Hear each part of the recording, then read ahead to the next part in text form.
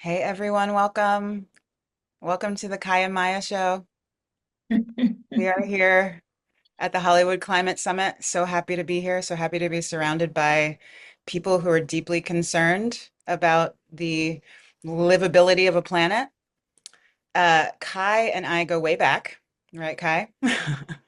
We do. I don't even know how many years now. It just feels like another lifetime that we were working together on productions. It does. It feels like we were at a production company together, both in staff positions, and then I followed you to work on a TV docuseries or a YouTube docuseries called Resist.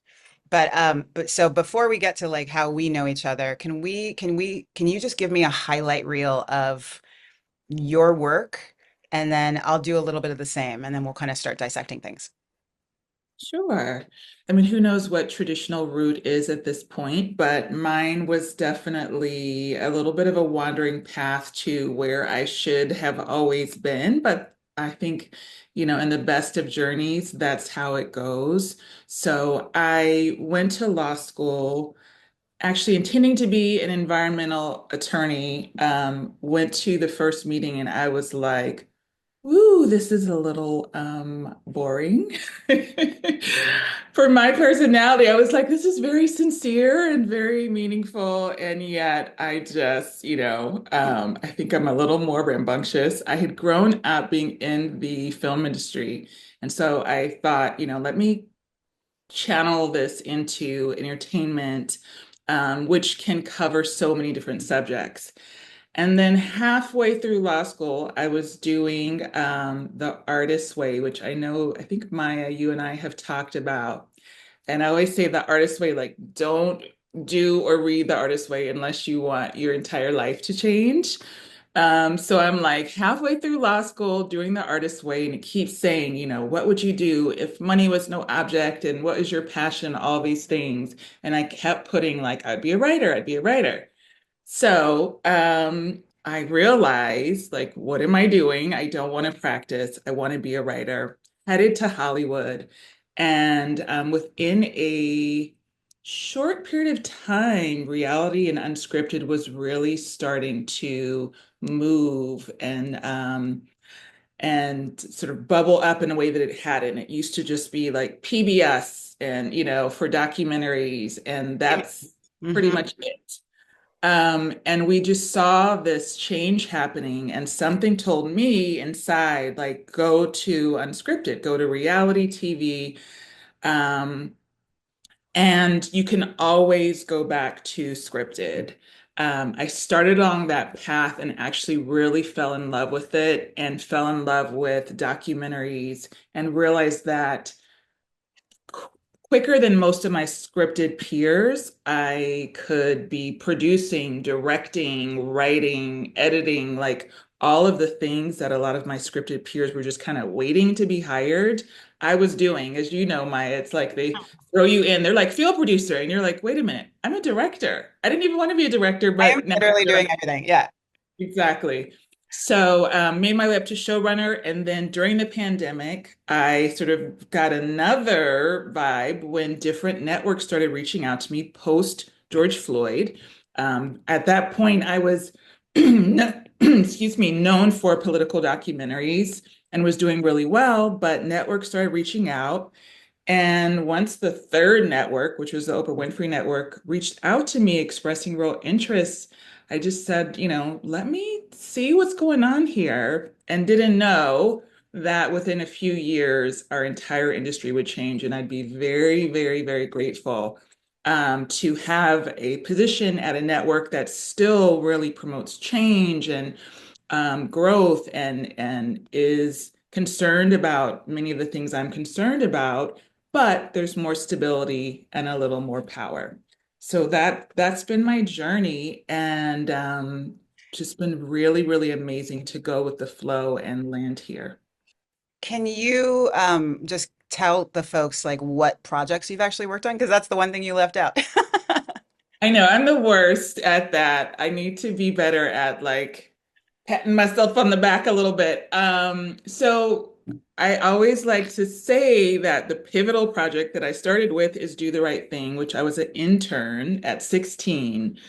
And it was the most magical, perfect environment. And that's the type of thing that like could fool you into believing like, oh my God, movies and TV are just so great. Like it's magical. It's this collaboration and just genius. Sometimes it's like that, sometimes it isn't. That was that. So it kind of inspired me. And later I knew that that's possible. Um, but on my journey, I was able to do some projects that I really loved. I was kind of front runner in reality, so uh, Emmy-winning projects like Starting Over and America's Next Top Model and Project Runway were some of my first reality. And then when I switched to documentaries, some of the highlights were LA Burning, which was Emmy nominated. Um, Leah Remini and Scientology and the Aftermath, which is Emmy winning and very celebrated. We have to talk about Cosby, which won a Peabody.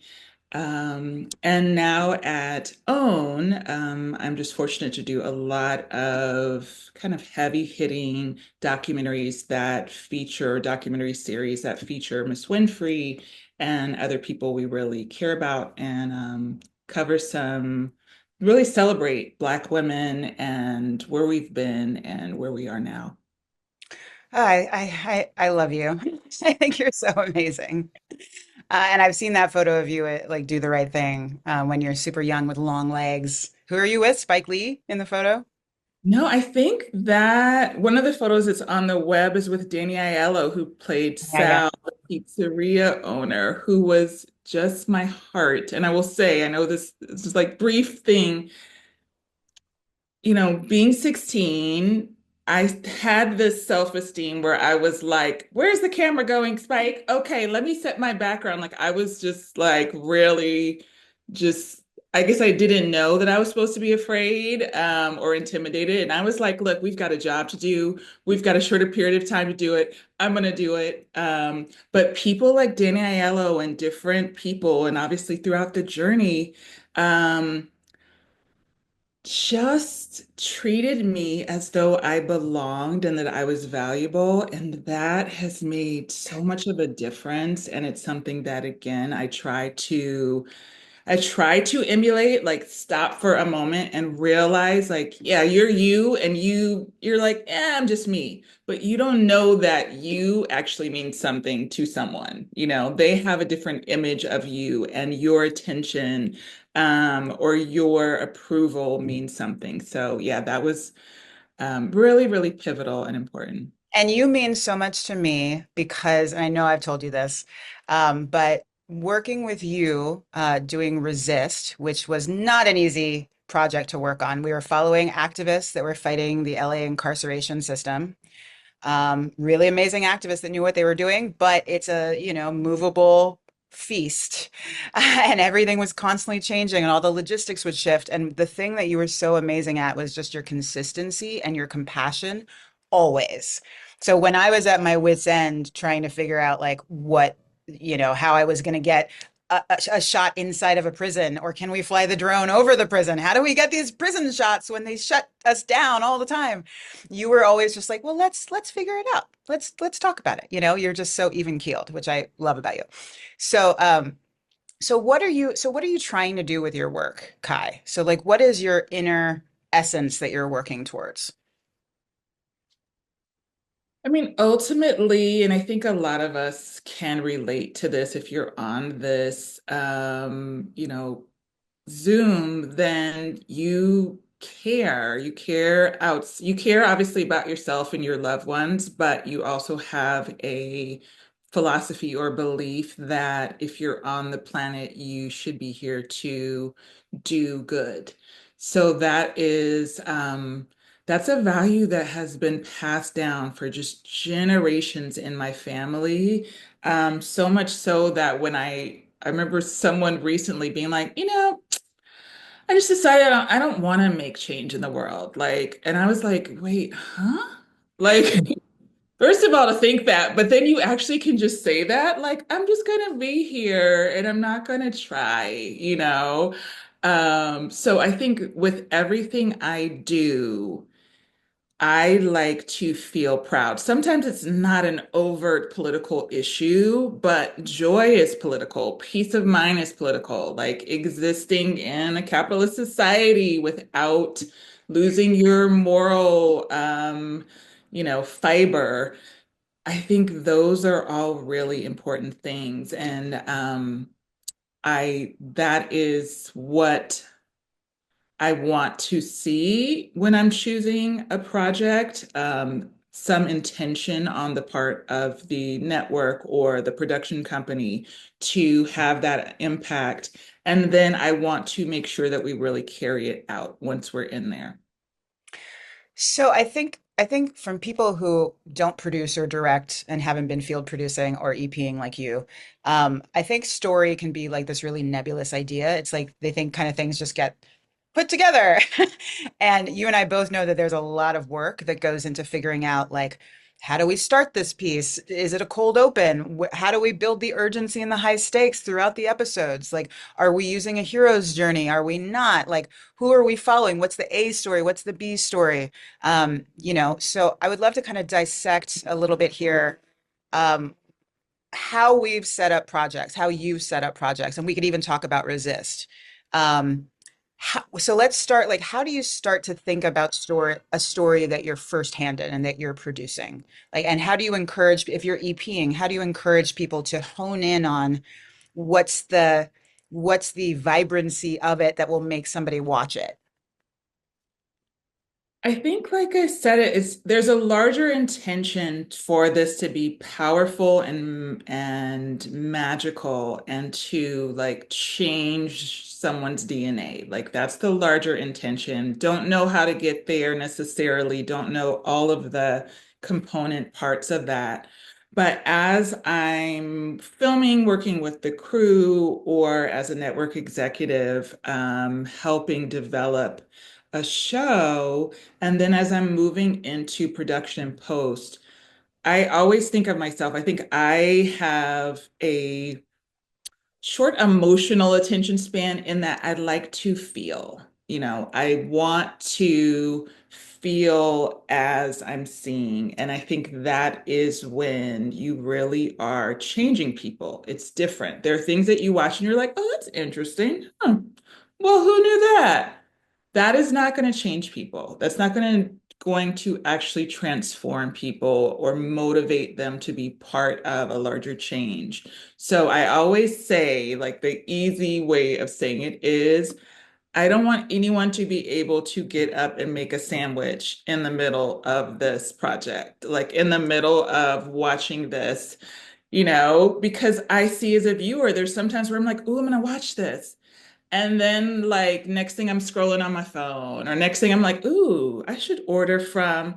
If I do that, then something is not connecting me. Like, I should be sweating under my armpits, or I should be laughing like I'm not connected. And it doesn't mean that it's not good, but it means that the likelihood of it really impacting me in a long-term basis is slim. And I remember my one of my greatest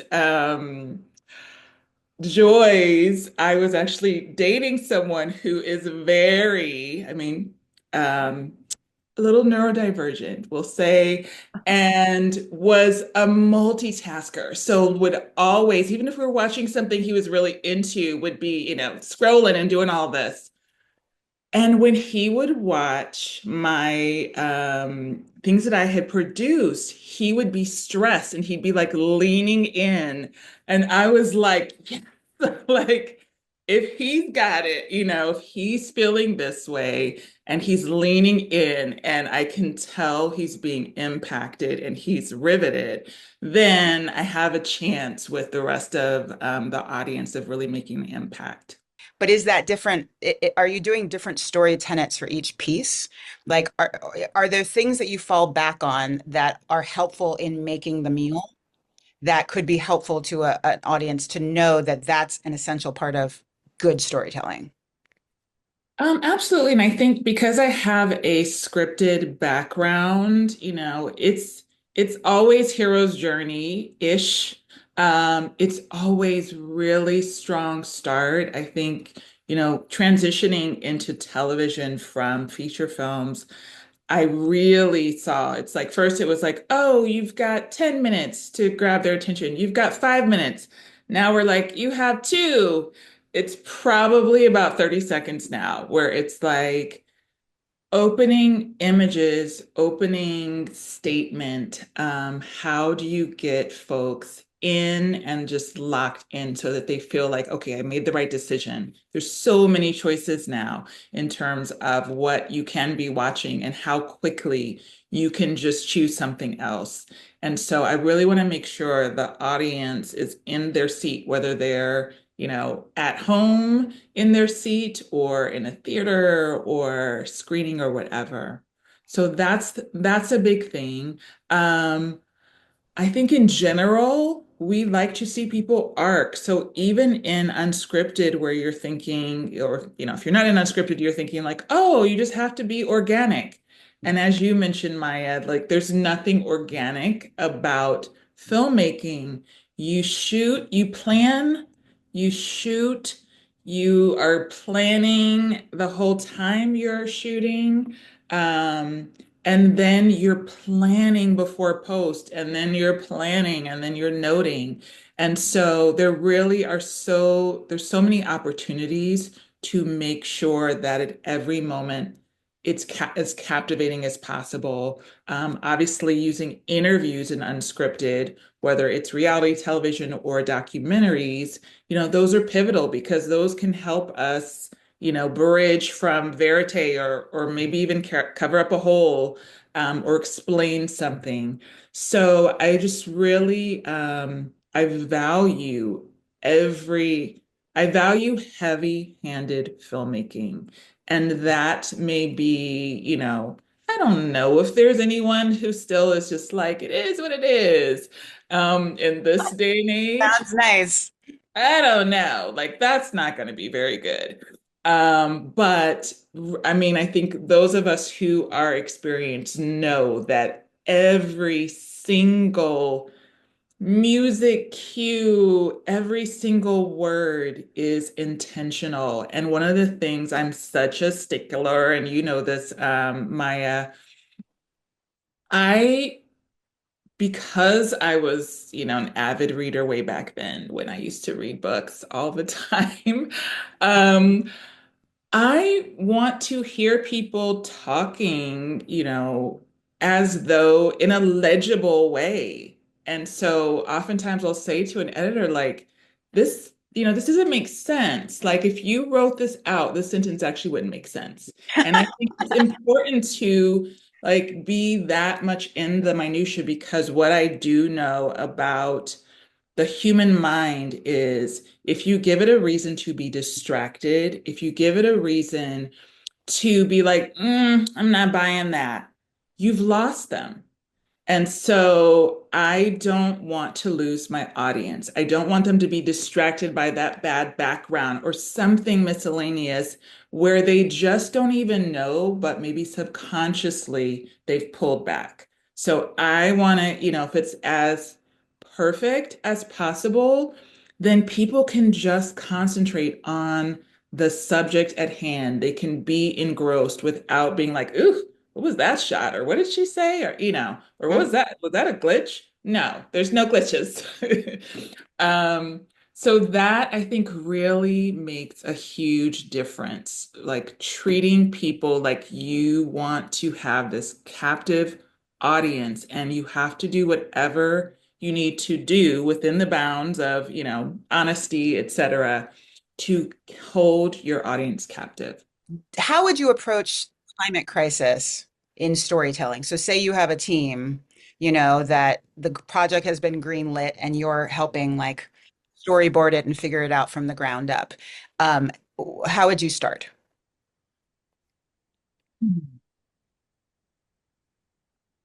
Hard to say because first, I want to figure out the angle Are we focusing on an individual who is an activist and telling their story? That's one angle. Are we focusing on multiple activists? Are we focusing on, whatever the issue is? There's so many things about climate. Are we telling a broad story about how climate changes are impacting us? Are we focusing on how climate changes impact one particular region or group of people? So I need to know what we're talking about and what we want the audience ultimately to walk away with. A lot of times that's dictated, by a production company already, or dictated by a network, and that has been sold. But even when I look at, the pitch or what has been sold to a network or sold to the network I'm at, I still may completely, and myself and my team may say this is not the right angle to tell a story. This is not the most effective way. So it's what is the most effective way to tell this? Um, and yeah, that will begin the journey of outlining the story.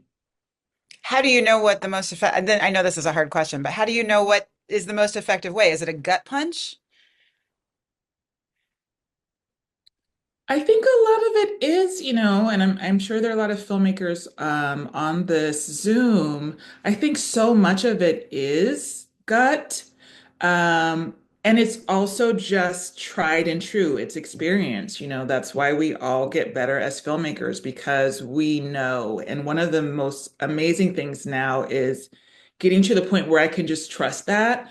I remember I was working on the X-Files. I was a Writers Guild trainee, and obviously they are genius of all geniuses. And I would go to their screenings and they would see and hear all of these things, that were wrong or that needed to be changed. And I was like, huh, I don't see it. I don't hear it. I don't see it.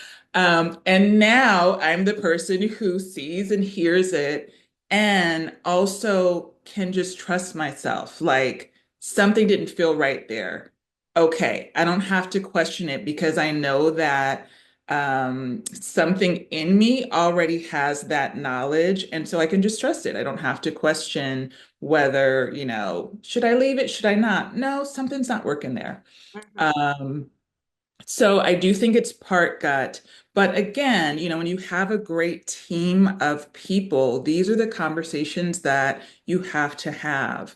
And you have to be able to throw out ideas. And, there's the like, no bad ideas. There are terrible ideas. We know this. But you have to be able to laugh at ideas and be confident enough to just throw them out and get to the point where you're like, okay, this is a great way. And then, as you know, Maya, you can start and suddenly it takes on a life of its own. And that's the beauty of Unscripted, is that you have to constantly recalibrate and do what is the best thing, as Miss Winfrey says, the next best thing. So I think that also makes a really great producer or executive being able to pivot at any moment and at all times to get that next best thing. Mm. And I'm just going to throw in a fun little example, and maybe you can help me dissect it a little bit. One of my favorite memories of working with you is we were working on Resist, which for people who just stepped in, it was about the prison incarceration system in LA, the for-profit prison system, and like a lot of Black Lives Matter activists, but a coalition that was fighting that. And one of the actions that they were planning on doing was they made these prison beds, like double bunk metal prison beds, and they were going to take U-Hauls with the prison beds, drive to the UCLA intersection and drop the prison beds, and then everybody was going to stand on top of the prison beds and like do this action where they shut down traffic to make a protest.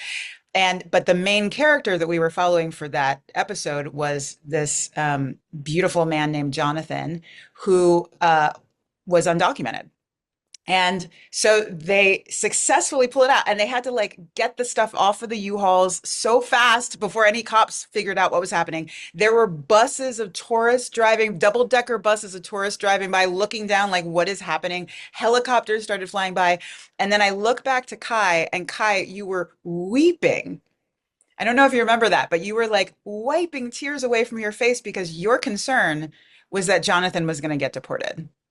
And then when the cops did show up, of course, in like riot gear and so many more cops than were needed, they arrested Jonathan and they're putting him in handcuffs into the back of the car. And you're just weeping. And I could tell you were trying to decide if you should go help or if, and we were like, should we back? It was a great shot, but it was also the sacrifice of the shot. Yeah. So, when we first started having this like planning conversation around this, you were saying that like right now we're in a world where everybody's over inundated. There's a lot going on. There's a fascist coup happening. There's a livable planet at stake. Um, how would you approach storytelling with that in mind? Like, is there a way to have a new conversation with people's needs in mind? And first, I'll just comment that even as you were talking about that scene, which was like, it was a scene for us, but it was also could not have been more real when you shut down Westwood Boulevard at lunchtime, with prison beds and with, all of these people just, screaming chants and so even as you talked about it, I got that visceral reaction again, like so emotional.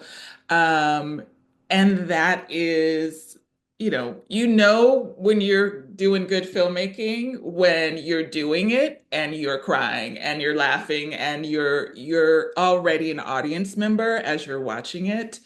So yeah, that was one of the most amazing moments as a filmmaker and as someone who does activist films. Um, but as you said, things are different. I think about even who I was then. I felt a little more like bright-eyed, bushy-tailed, not naive in any way, because I'd grown up with activist parents, but more hopeful. And I think that a lot of us, probably a lot of us on this Zoom, we may be a little more seasoned now. We may be in our 40s or 50s, something. Um, and there is a shift that comes because you have seen so much. And even if you are still an optimistic person and a joyful person, you've just seen some things, and you are also perhaps in your life, dealing with your own children, your own livelihood, your aging parents. You are also right smack, dab in the middle of your life, and your own, sometimes it's a crisis. And so what I have gathered as a network executive is right now, it is a little difficult for a lot of people to come home, um, from their life and their job, or to be at home and then suddenly at 7, 8 o'clock want to watch more about what's wrong with the world. It is just a lot. So a lot of us, myself included, are not as drawn to political and social things that will really upset us. It's like era of Obama, we'd be like, oh my God, that documentary was so moving and I cried. I'm like, I don't want to cry right now, I am tired when I get home. I don't want to cry and then have another like, oh my God, how do I help the people of Palestine, or how do I help like I don't often have the capacity to take that on. And so I think for a lot of us, and I'm sure, many of you can relate on the call, the question is, how do we still do the work that is meaningful to us and that we feel we are called to do in this climate where, our own bandwidth is stretched, our own emotions are just pulled in so many different ways. And we also know that the audience is going through as much or more. Um, I know I just sort of answered the question with even more of the how, but I think that, we can break it down a little bit more, but that is definitely, um, a really big issue to address as filmmakers who want to address climate change or some of the big political and social issues facing us right now.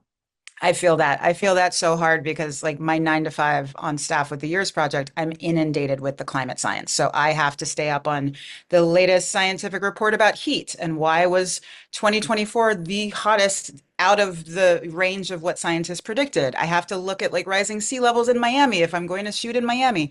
So when the weekend hits, like, I don't want to read anything about climate. Yeah. But I know it's still happening. And I think the issue that so many of us probably in this space have is there's so much urgency with the timeline of how soon to take action. Like it's going faster than the 2030 IPCC mark, right? It's going way faster than scientists have predicted. And so we're all kind of like, well, how do we imbue urgency into storytelling, but also it's like we're at an ice cream store and we, make it flavorful with sparkles and so sometimes that's what the Hollywood Climate Summit does well because they're trying to product place climate into shows like Abbott Elementary where the air conditioning goes out and they're like, why is it so hot? Yeah. So Yeah. would you say that that approach, like the product placing of climate into like more palatable storylines, is kind of more the trend? I would say that think two things came to mind as you were just speaking. One is how do I make this issue digestible? If I I think the days of just doing an entire series or entire documentary about a really exhaustive issue like climate, I think that's not the most effective way. Now, it's great to, sometimes you're just like, look, I just want to tell people the origin and go through the whole thing. But in terms of being effective and getting people who are not already engrossed in a political or social issue, a digestible issue. So I would say, recently I was working on something that looked at mass incarceration again.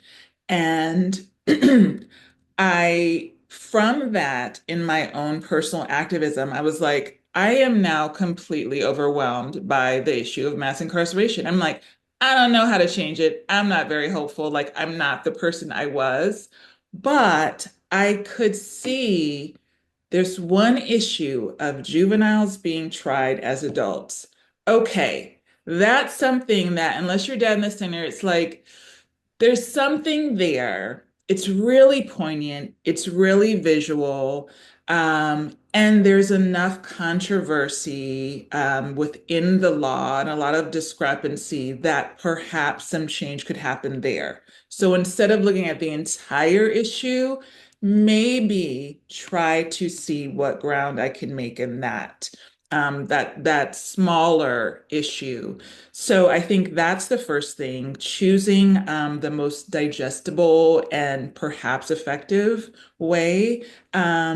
And the second thing is, even when I was doing, things like Ferguson Rises about Ferguson and when I was doing very emotional series or documentaries, I was very careful to make sure that the last part of it was uplifting, inspiring, and galvanizing so that even though I took everyone on a very intense journey that made them question themselves and the government and policing and all of these things, at the end, the message is, and then we all come together and we do something.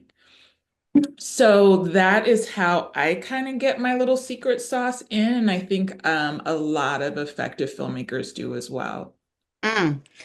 That's something we talk about in our writers' room process as well, which is it leads me to my next question of impact producing. So what we've been doing at the Years Project is trying to bridge very good storytelling with the campaigns of groups on the ground who have a call to action. So maybe it's like Sharon Levine wanting to stop Formosa Plastics in Cancer Alley from being built in her historic Black neighborhood of freed, formerly enslaved people. So we'll tell that story through a keyhole following her, and it opens up the bigger picture of petrochemicals for an audience and how plastics are connected to fossil fuels. But then we'll figure out, okay, so what's the thing? I talk to the characters and figure out what's the thing you need an audience to help with.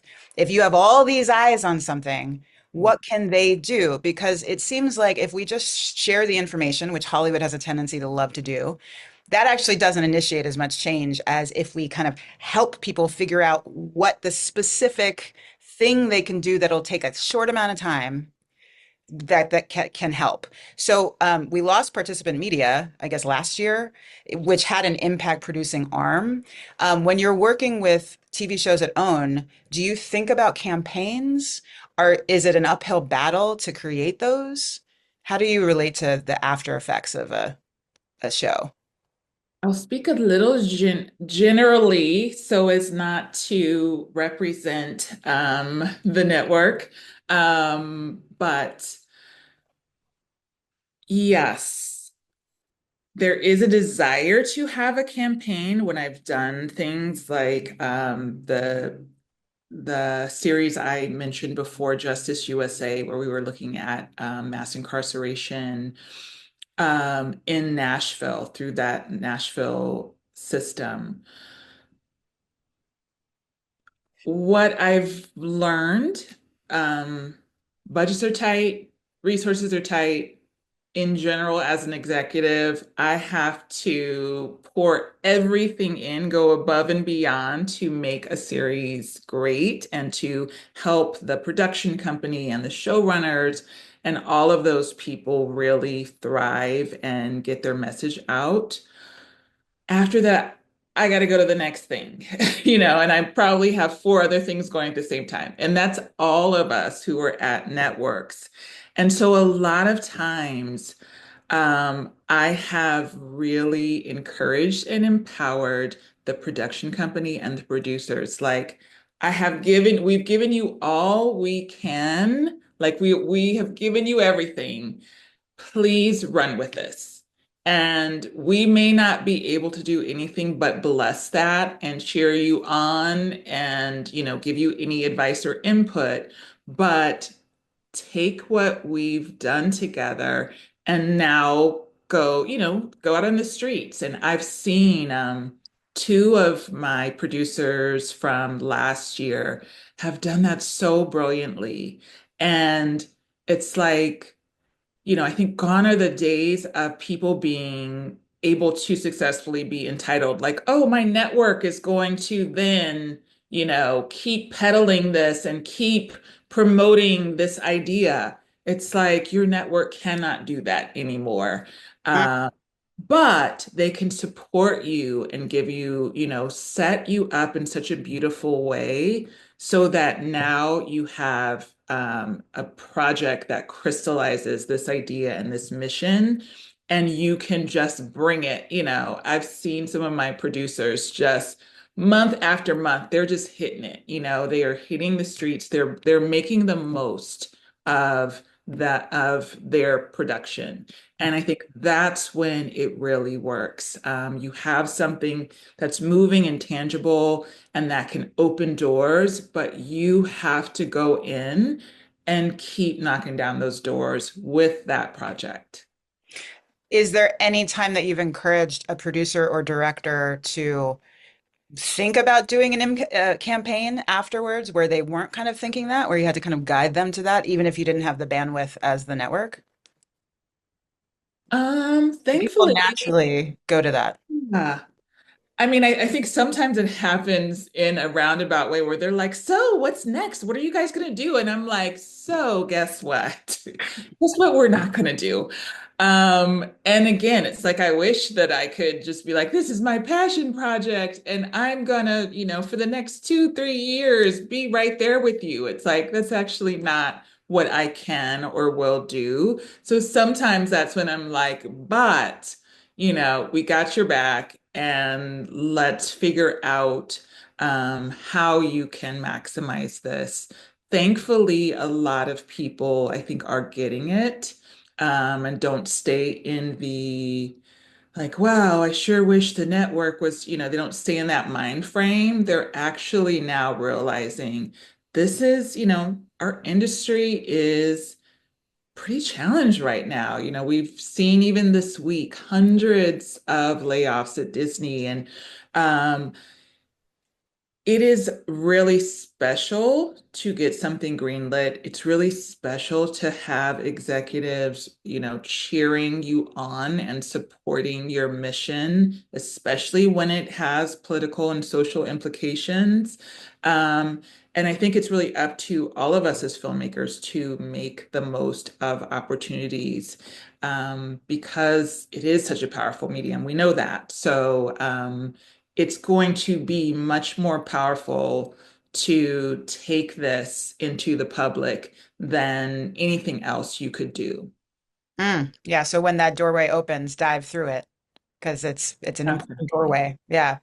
Definitely. So climate is a capitalism problem. Hollywood is a money-making business. There's an interesting article with Adam McKay, who did Don't Look Up, in the Hollywood Reporter, where he basically was like he had tried to push the Democratic left for years, and it was to no avail. And it was because he didn't want to offend his money, or they didn't want to offend their money, right? I feel like Hollywood, in my experience, which is more limited than yours, but still, it, I've found that, if the bottom line is going against what activists or the story is pushing for, that sometimes that's tricky to navigate. I was curious, like, either your work now or previously, like how do you weigh storylines with where the funding is coming from? And how do you approach story knowing that you also need to make a profit? Well, thankfully, made a choice and I continue to make these choices to align with people who share my values and concerns. And I think, having a job is great. Doing work is great.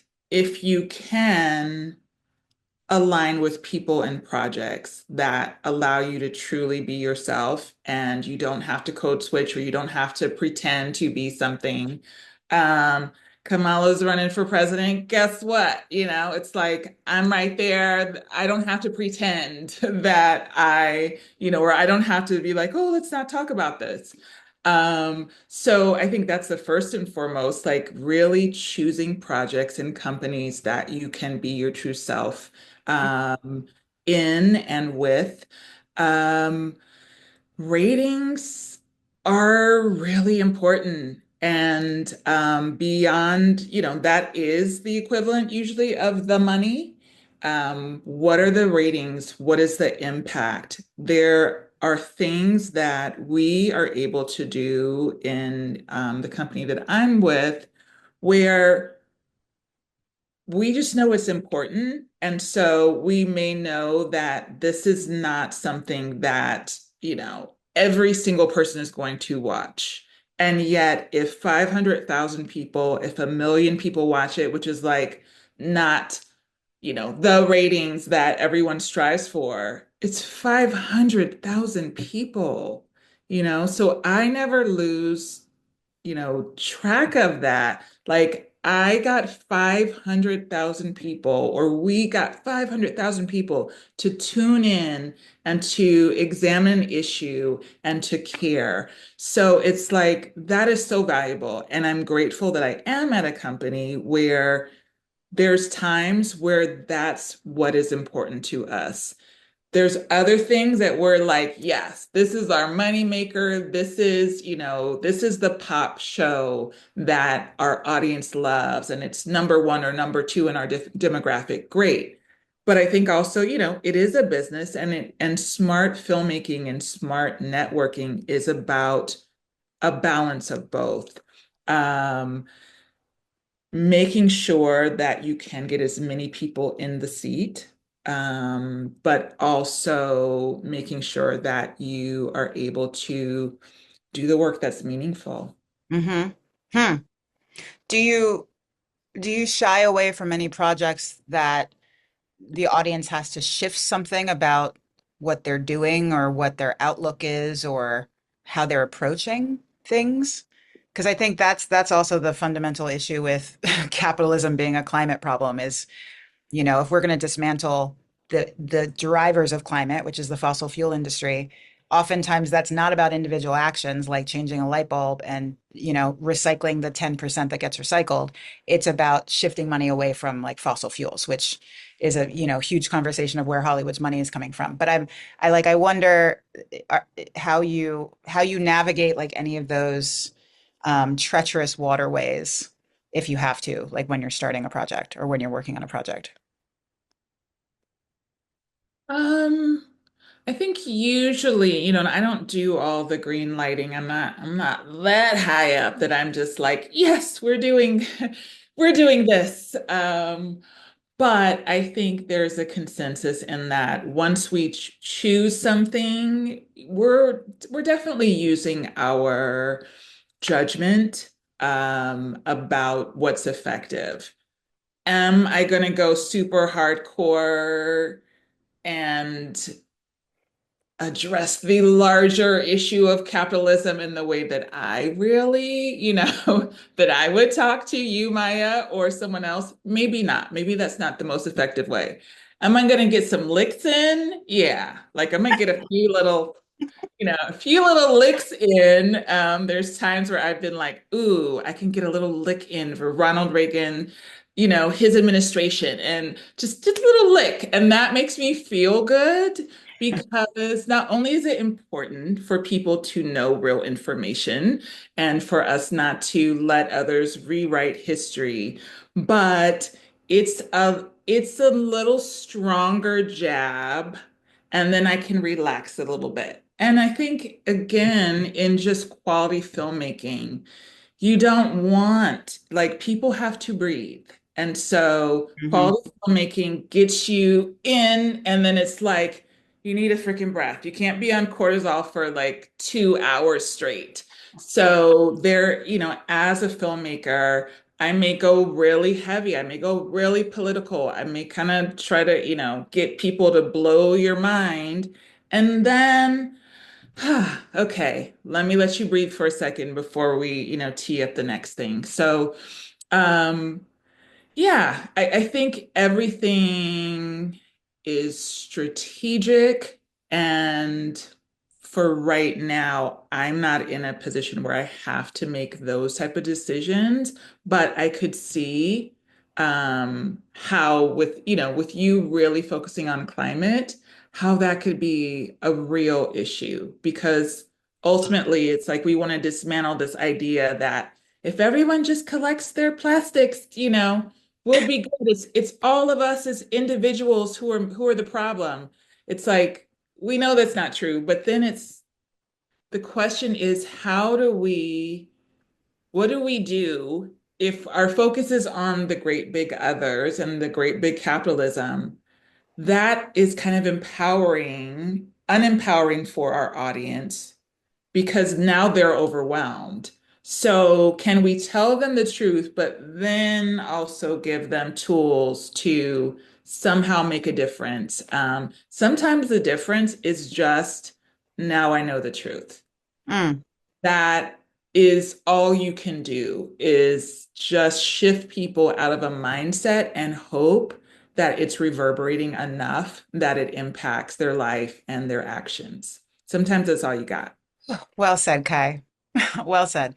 So, last few minutes here, I have some good questions. Forgive me if I slaughter your name, Eilette, but she has two very good questions. The first is, What do you think most doc filmmakers don't know but should about getting their doc seen?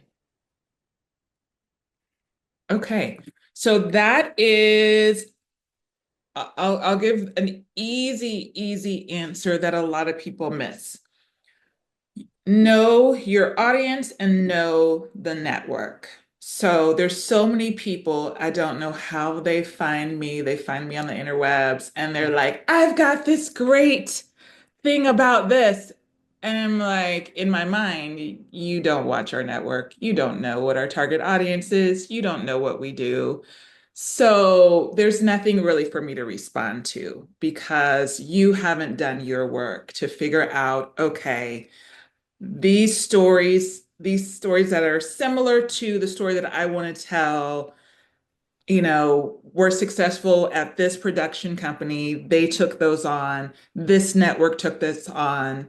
Once you do all your research, then you have your own captive audience. You have a production company who's interested in what you're interested in. You have a network that's interested. So yeah, very, very simple. Like know your television audience. PBS documentary is different than an HBO documentary. You should know what the difference is, um, and know what has been successful and what has been purchased by different networks and production companies. And that seems so obvious, but I could see how many people would just skip that step because it's, it's doing a little research. And going back to your previous point about like making things riveting and just like, am I involved in it? Something that I see a lot with documentaries is and docuseries is there's so much exposition. There's so much fact heavy stuff going on, and almost in lieu of the story and the action and the rising action and the conflict. And I'm like, we want to watch people solving a problem, period. Like, we don't want to know all the history and the exposition that with the drone shot over the plains, like how many docs start with this drone shot and then it's like back in this time. And I'm like, oh my God, you've lost like half the audience. So going back to your idea of like what's making up the cake that'll make someone want to eat it. Absolutely. And then second good question is, do you think there's a way to increase the overall audience for documentaries? In other words, how can we invite people who don't normally watch docs to care enough to watch?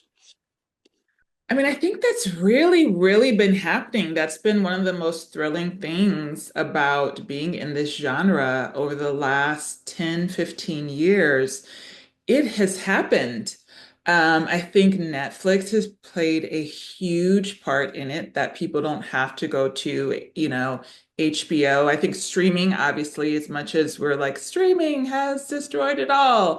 Well, guess what? People were not doing. They weren't watching, stories about India and then watching some true crime and then watching a reality show. Like they just were not doing that. And so I really do think one of the things that is working, I think it's important to celebrate what is working because so much feels like it isn't.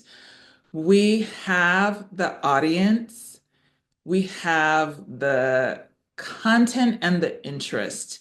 It is about quality, I think, because how do you stand out when there are so many streamers, when there is so much programming?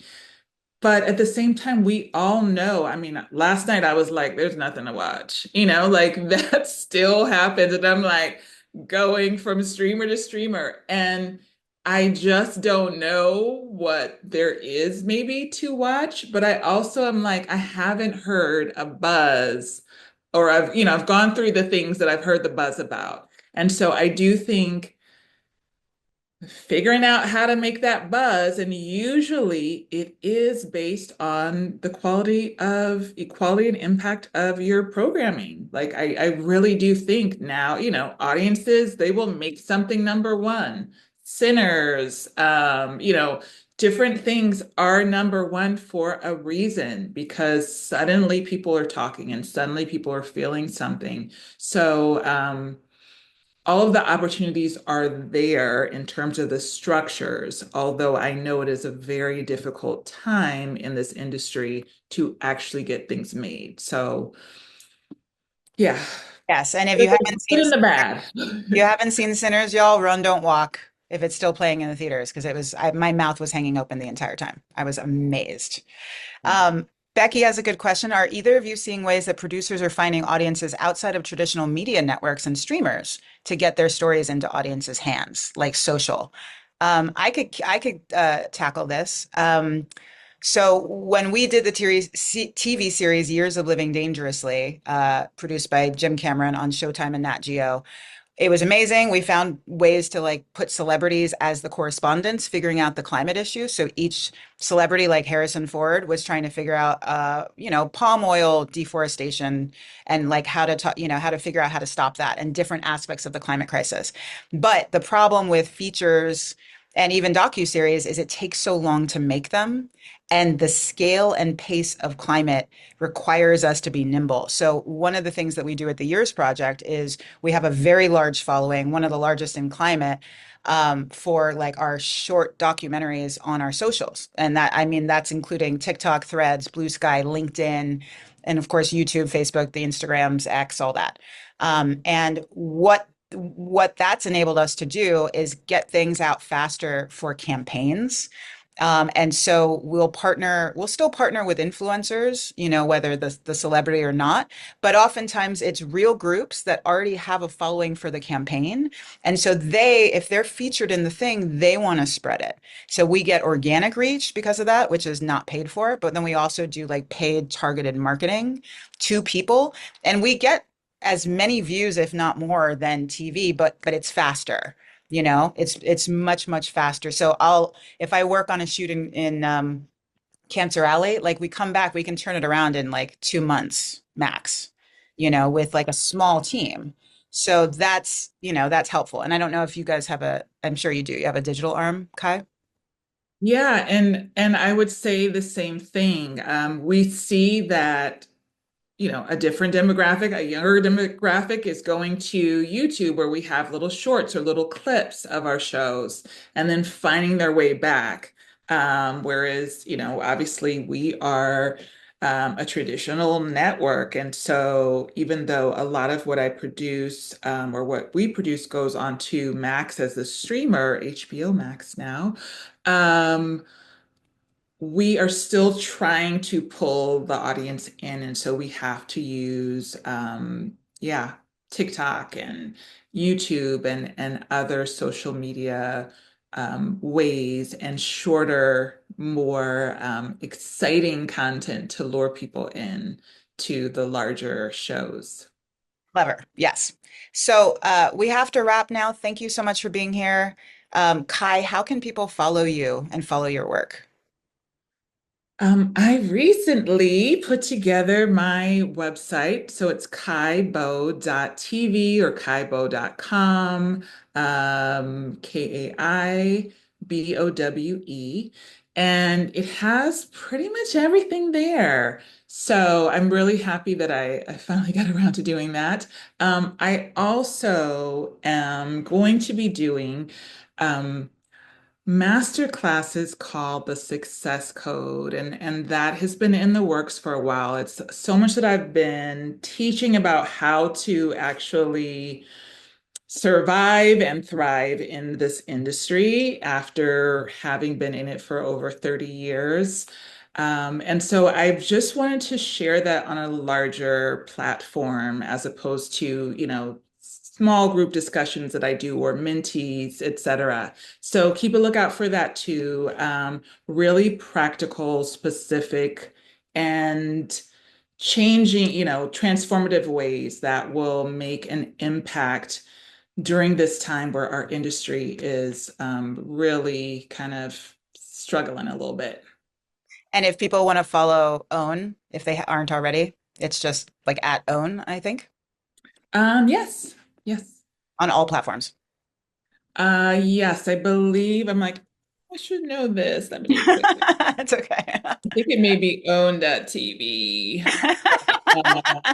I'm like, when it's actually yours, you don't have to go. I know, I know. So yeah, there's Oprah.com, there's own, there's a variety of ways in. Nice. And then you can follow our work at Years of Living.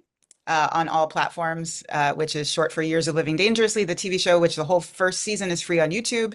I'm at Gung Ho Eco.